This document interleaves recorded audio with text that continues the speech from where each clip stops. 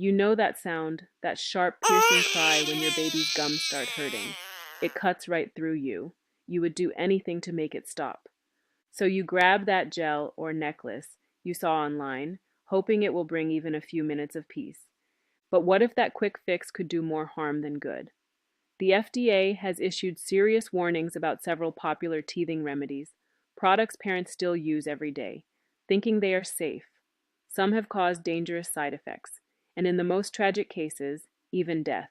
Today, I am revealing 3 common teething remedies that can actually put your baby at risk, and what I recommend instead to keep your little one safe and comfortable.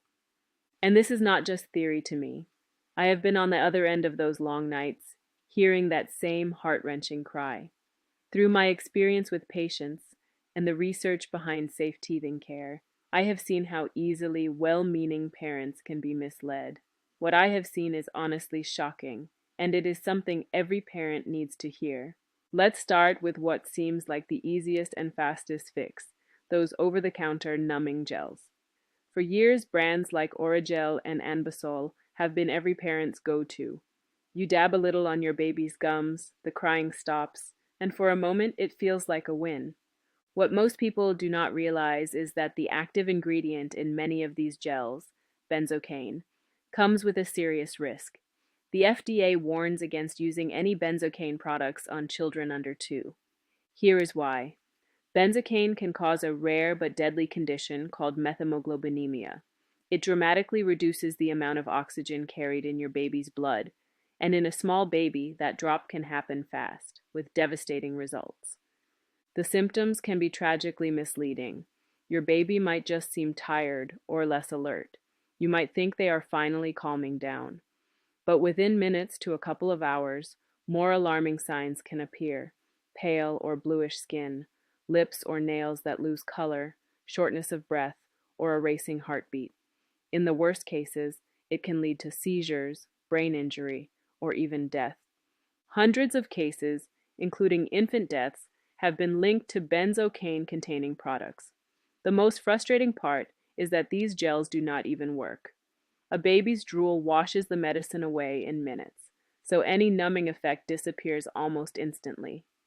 That often leads parents to think, maybe I did not use enough, and apply more, unknowingly increasing the risk. So what should you do instead? Stick to 2 simple proven things: pressure and cold. Use a clean finger to gently rub your baby's gums. That counter pressure eases the pain naturally. Then offer a solid rubber or silicone teething ring that has been chilled in the fridge, not frozen. Frozen teethers are too hard and can bruise tender gums. A cool, damp washcloth works beautifully too. It is safe, soothing, and completely free of chemicals. This combination of gentle pressure and cold comfort is the safest way to help your baby through teething pain.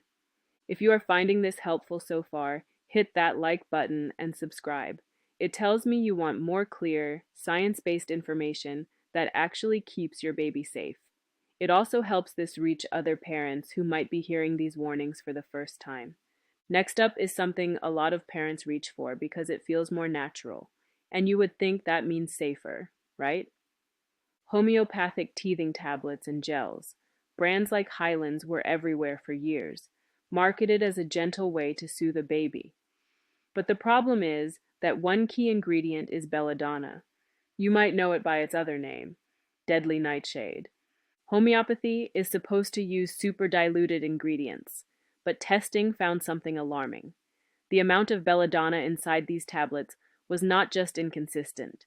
In some samples, it was much higher than what was listed on the label. For a baby, that kind of unpredictability can be incredibly dangerous. Reports from parents described side effects such as seizures, trouble breathing, muscle weakness, and agitation. Belladonna is a powerful toxin. It can cause flushed skin, a rapid heartbeat, and even hallucinations. Because of these risks, stores pulled these products from shelves, and they were eventually discontinued. Just like with numbing gels, the scary part is that these were sold as safe, and parents were doing what they thought was right. Natural does not automatically mean safe, especially when products like this are not tightly regulated. Giving your baby an unknown, potentially toxic dose of belladonna is a risk no one should take. So, what is the safe move? It always comes back to the basics: pressure and cold. A gentle gum massage or a chilled teething ring can make a world of difference. If your baby is over 6 months old and still miserable, talk to your pediatrician about a pain reliever. They may recommend acetaminophen or ibuprofen, but the dose has to be based on your baby's weight, not their age. One more important note: never give a baby aspirin. It is linked to Ray's syndrome, a rare but serious condition that can cause brain and liver damage.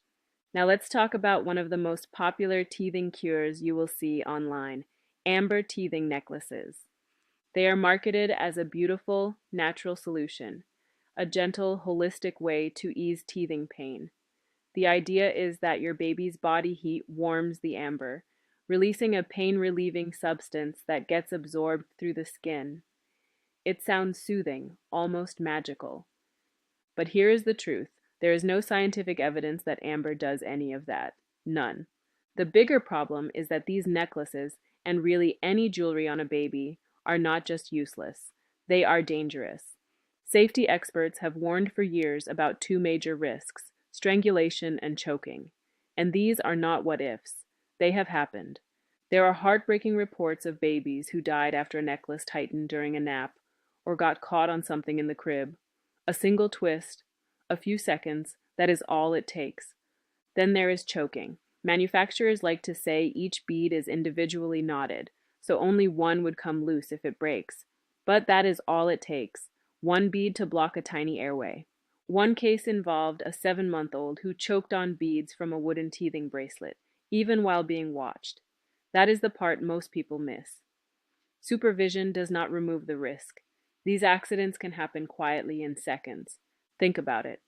We are putting a string of small, hard beads around a baby's neck. Clever marketing turned a clear hazard into a health trend. Every major medical organization agrees, and from what I have seen in practice, they are right. Babies should not wear any jewelry, period. The risk is real, and it is completely preventable. So what should you do instead? Stick to what is safe, things made to go in your baby's mouth, not around their neck. A solid, one-piece teething toy, not one filled with liquid that can leak. A cool, damp washcloth to chew on. If your baby is eating solids, chilled applesauce or yogurt can feel amazing on sore gums.